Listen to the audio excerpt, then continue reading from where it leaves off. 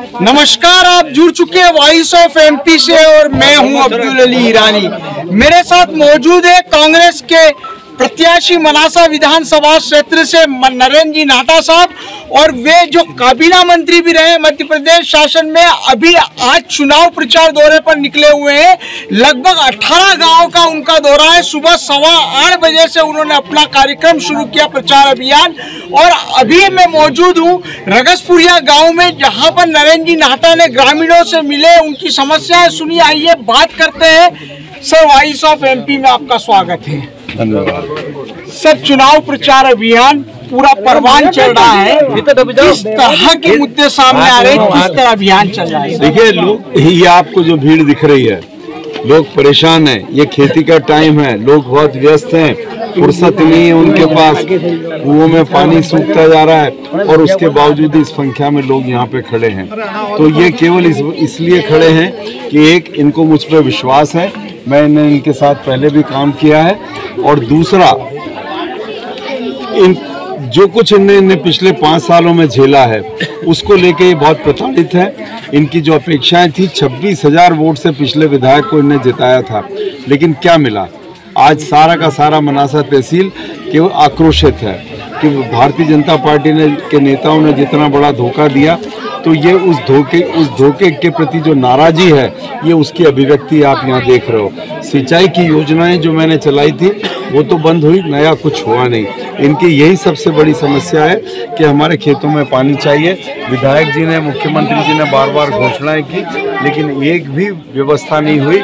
न कोई बांध बना, न कोई तालाब बना, न कोई और इस तरह की व्यवस्था हुई। दूसरी बात, पूरे मनासा पठार क्षेत्र पर विशेष करके कुकड़ेश्वर से लगा के, कंजाड़ा से लगा के करणपुरा तक हमारी स्थिति ये है कि किसानों के पास 50-50 साल से ज़मीनें हैं। उनने अपने परिश्रम से उन ज़मीनों को विकसित किया, उनमें पैसा लगाया, मेहनत की, और आज उन ज़मीनों को उपजाऊ बनाया।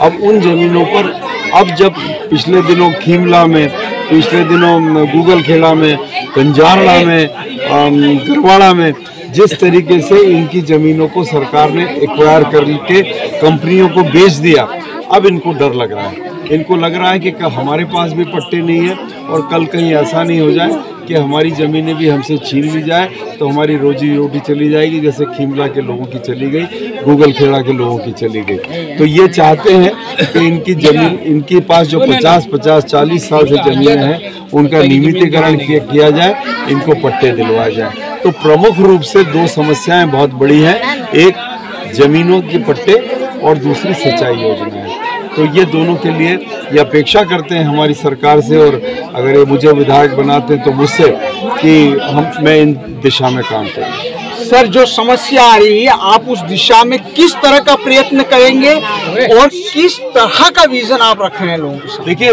मैं तो जब भी यहाँ मैंने काम किया, 15 साल में पहले विधायक रहा हूँ, तब मेरा यही विजन था जो ये आज इनके समस्या, इनके बीच रह के ही मैंने सीखा है। और इसीलिए मैंने 3 बड़े बांध बनाए, 4 बड़ी उद्वहन सिंचाई योजनाएं बनाई, 300 के करीब छोटे तालाब या छोटे डैम बनाए। ये एक ही मकसद था कि किसान के खेत में किसी तरीके से पानी पहुंचाओ। अब तब की परिस्थितियों में और आज की परिस्थितियों में बहुत फर्क है।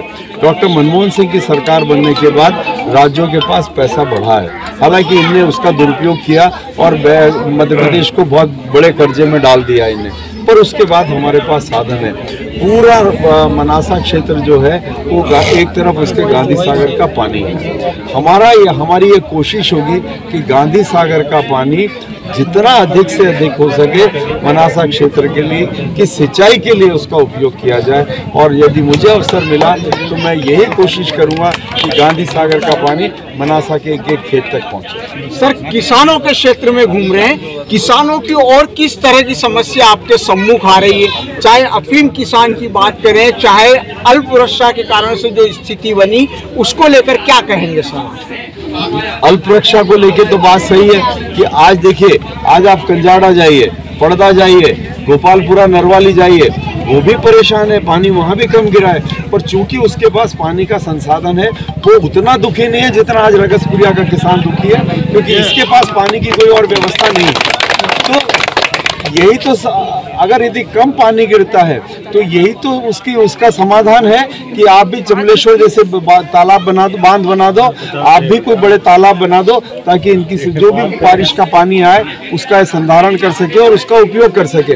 तो कम वर्षा का तो यही हल है जो मैंने चमलेश्वर, पड़दा और नरवाली में दिया है। दूसरी बात, आपने कहा कि इनकी और क्या समस्या है।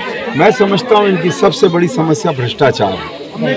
हर बात में, हर काम में इनको पैसा देना पड़ता है और इनकी कोई सुनने वाला नहीं है।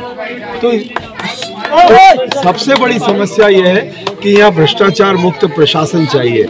यहाँ की समस्या यह है कि यहाँ पर खुद विधायक जी उन भ्रष्ट कर्मचारियों का पक्ष लेते हैं, और मैं कर्मचारियों को भी दोष नहीं देता। अगर उन्हें इन विधायक जी ने तो उन्हें दलाल बना के छोड़ दिया, वो इनके लिए वो कहते हैं कि हमें ऊपर पहुंचाना पड़ता है। ये ऊपर क्या है हमें नहीं मालूम, समझाइए कि ऊपर क्या है। लेकिन जिस तरीके से आज थानों में, तहसील में, राजस्व विभाग में भ्रष्टाचार हो रहा है, और विद्युत बोर्ड में, हर जगह जिस तरीके से भ्रष्टाचार हो रहा है, किसान बहुत दुखी है।